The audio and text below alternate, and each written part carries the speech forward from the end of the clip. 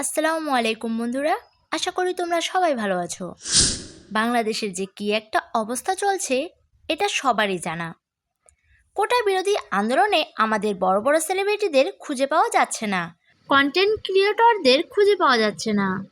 তবে মজার ব্যাপার কি জানো, বাংলাদেশের মানুষ যাদেরকে দেখতেই পারতো না, কোরিয়ানদেরকে পছন্দ করলেও আমাদেরকে কিঞ্চ বলে হেয় করা হতো, সেই কোরিয়ানরাই বাংলাদেশের মানুষের পাশে সবার আগে দাঁড়িয়েছে।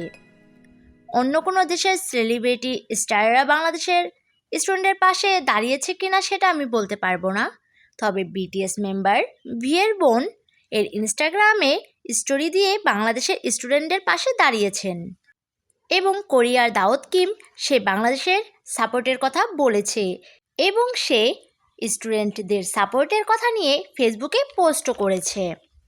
এই দুই কোরিয়ান সেলিব্রিটিদের মাধ্যমে আরও অনেক মানুষ বাংলাদেশের স্টুডেন্ট সম্পর্কে জানতে পারছে, আন্দোলন সম্পর্কে জানতে পারছে, সাপোর্ট করতে পারবে।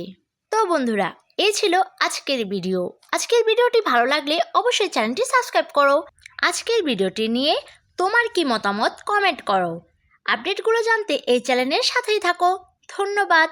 আল্লাহ হাফেজ।